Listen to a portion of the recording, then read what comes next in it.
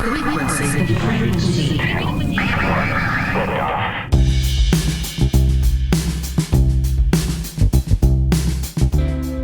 morning, Boulder County. It's Wednesday, July 29th. I'm your host, Shay Castle. And this is The Frequency, a weekly local podcast covering the news, events, and voices shaping the Boulder Valley. This episode is brought to you by the Regional Air Quality Council. This summer, go wild for Front Range air quality. Take simple steps for better air to help reduce ground-level ozone pollution and to protect your health. Taking public transit, carpooling and combining trips, riding your bike, working from home, and going electric all help us breathe easier in the warm and sunny summer months. Know when it matters most by signing up for ozone alerts from the Regional Air Quality Council. Learn more at simplesteps.betterair.org. Coming up, we're back at Boulder City Council to talk about a 30-year plan that could divert millions of dollars in tax revenue from the city's general budget to downtown redevelopment. We'll hear from the citizens who say that's a bad idea, as well as a proponent for downtown investment. But first, the headlines.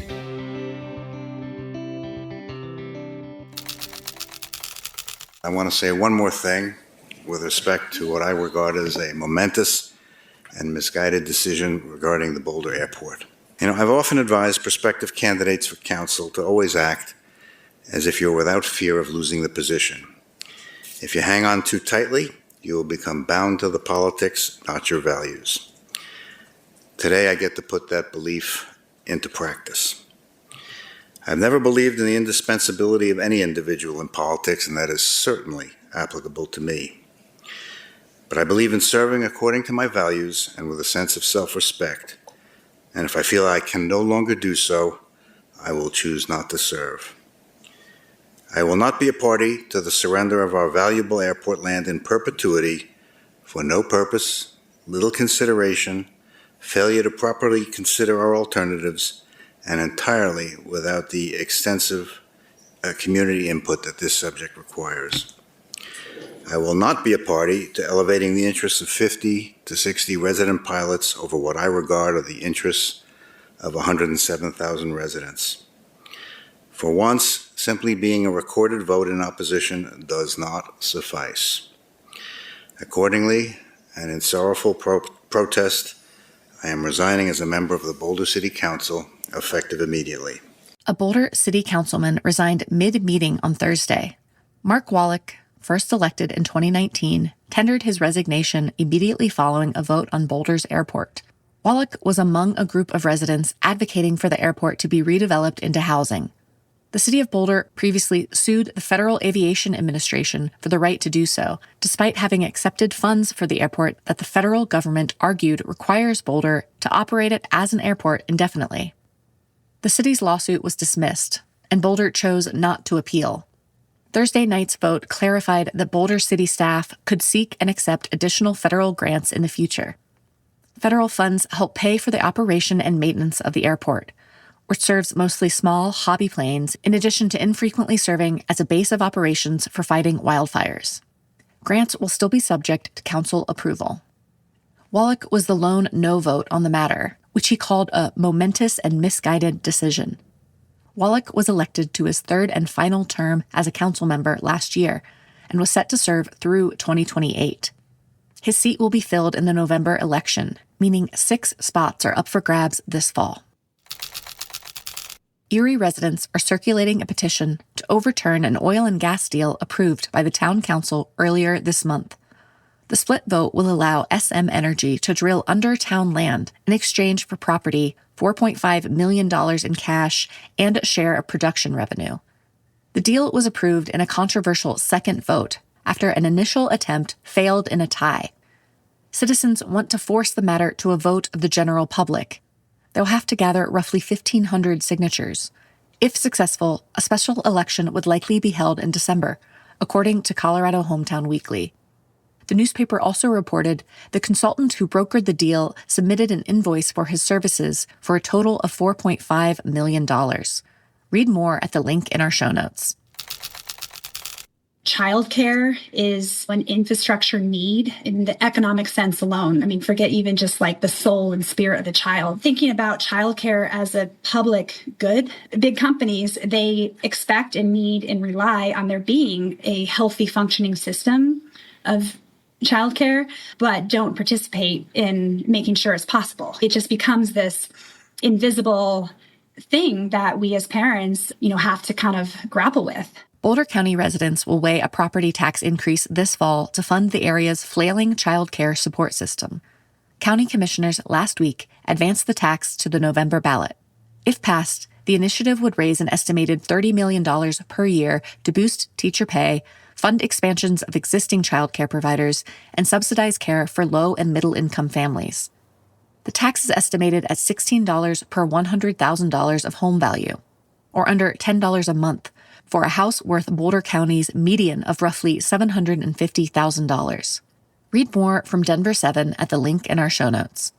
The clip that kicked off this headline was from Amy May of Treehouse Learning. Hear more from her about the cost of providing childcare in our July 1st episode. This next headline is a bit of personal news.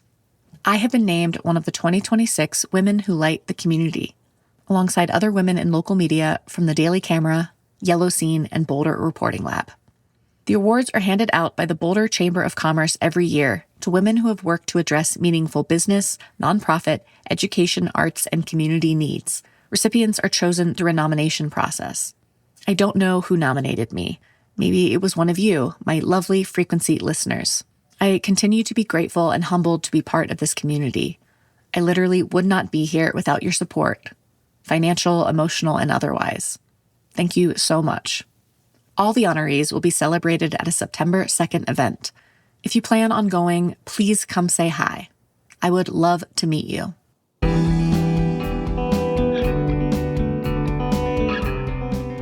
A lot of cities are run by governance structures that are short-term. In Boulder, we have a budget that's an annual budget. So long-term projects often in every city, not just in Boulder, but in every city, get kind of kicked down the road because we need immediate wins to keep the things going. And there's limited resources, and there's a lot that needs to happen today.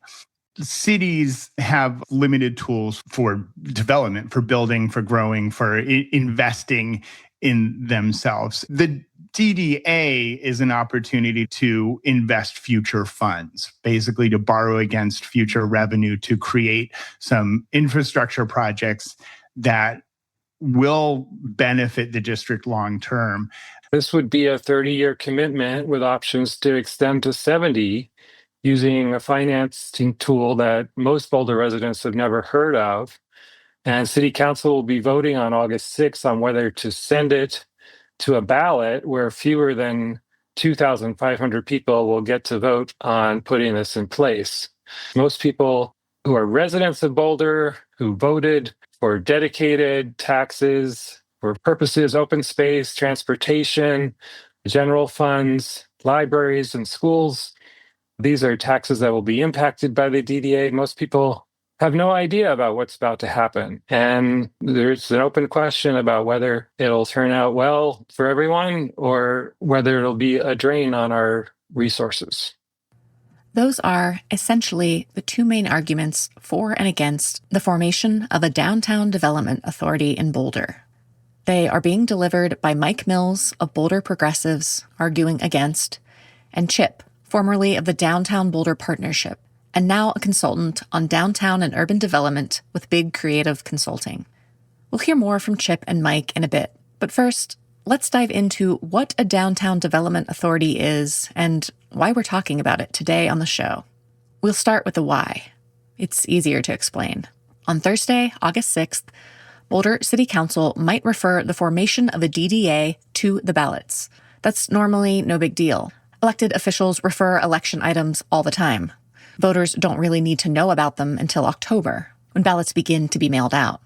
But that's the thing with a Downtown Development Authority, or DDA. Not everyone will get to vote on whether or not they want one in Boulder. The only people who will receive ballots are residents, business lessees, and property owners within the district. As currently proposed, Boulder's DDA would cover downtown and University Hill, running mainly along Broadway and stretching west as far as 7th Street and east as far as Folsom. This is a geographically gerrymandered, confined kind of sequestration of our funds. And there have been concerns about many of our taxes being dedicated funds. That's exactly what this is. It's not even for all businesses in the city. It's just for businesses in this particular district. And so the interests that business owners may have can have ripple effects through the whole city. If you own 10 properties that have 10 individual corporations, you get to vote 10 times on the ballot on whether to form a DDA.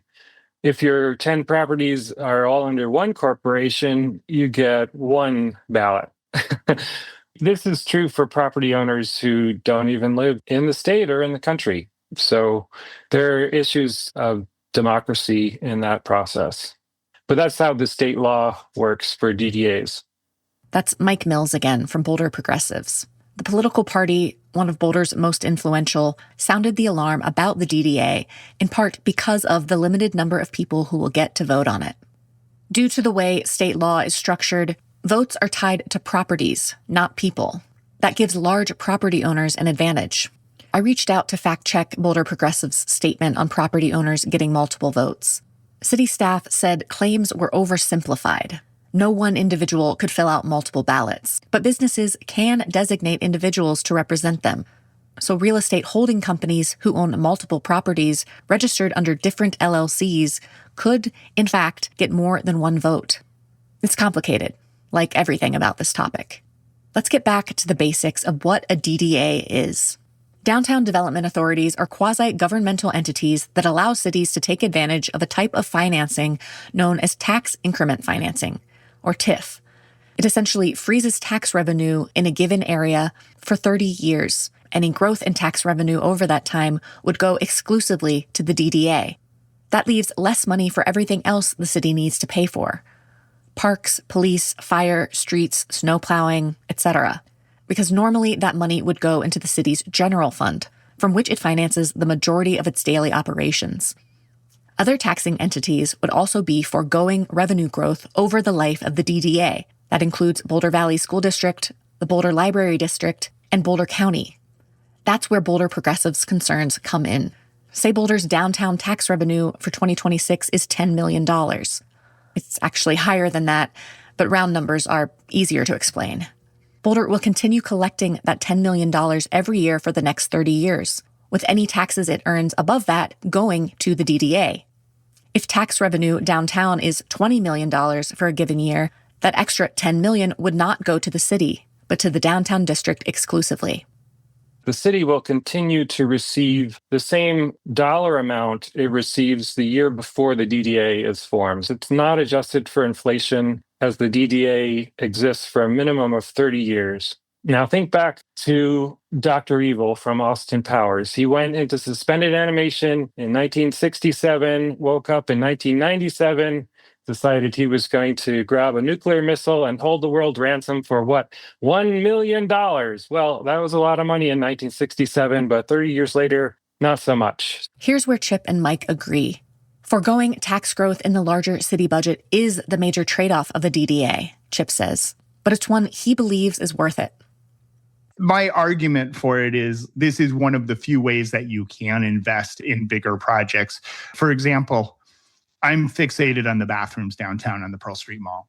They're outdated. They need to be redesigned. Who's going to pay for that? The Parks Department or the KJIT or everything? We can put some of the money from that budget aside every year until we save enough money to redesign the bathrooms, which are for everybody, not just for tourists. But if you have a mechanism that says, okay, we have funding that we're going to borrow so we can reinvest in capital projects that we don't otherwise have funding for.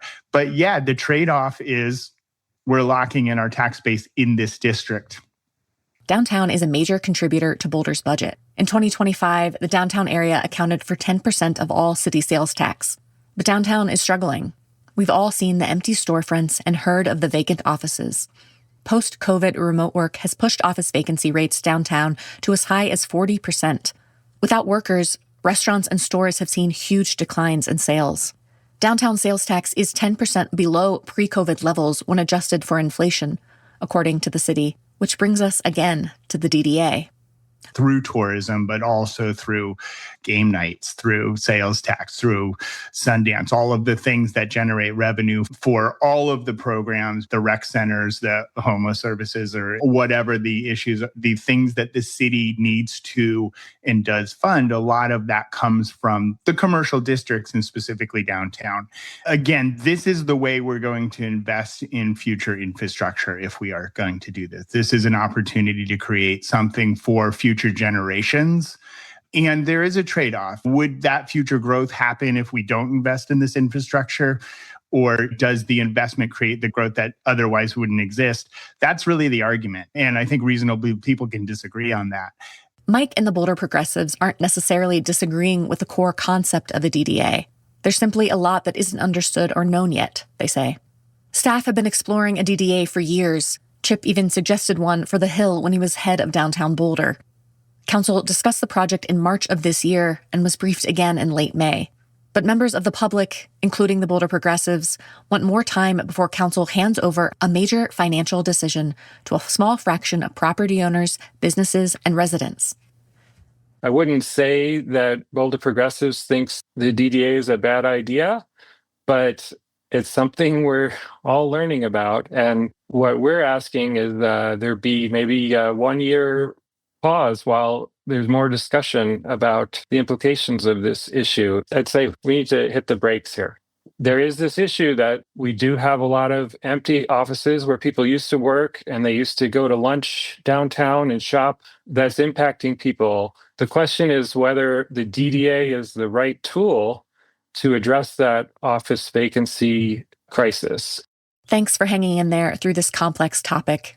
Taxes and city budgets aren't the easiest things to understand, but they are so important because they determine so much about your daily life that often goes unseen or unappreciated. What your roads and parks look like, how much or little snow plowing gets done in the winter, to some extent, the businesses that close or open. The tax dollars that fund all that ultimately come from your pocket. Where Boulder chooses to spend your money is absolutely something you should care about and have a say in. If you are so moved, Council will be voting on this matter Thursday, August 6th. We'll drop instructions on how to participate in that discussion in our show notes, along with links to Boulder progressive statements and other helpful media coverage. My conversations with Mike and Chip were far more extensive than could be included here. Find the full interviews at patreon.com/Boulder Frequency Pod. We're ending today's show with a clip from Sean at Boulder Food Rescue. We'll be featuring Boulder Food Rescue on our Friday show. Before you go, here's one more thing.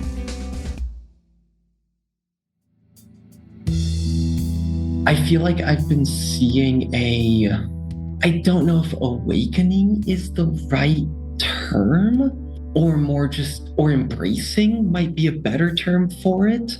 I've been a fairly politically active person for almost all my life. It's a common occurrence that I kill the mood by bringing up the thing going on in our world politically that is frankly messed up, that is just an injustice that I'm like, we need to be talking about this. How is this not something that we're talking about right now, whether it's chatting with friends or reconnecting with family or at work?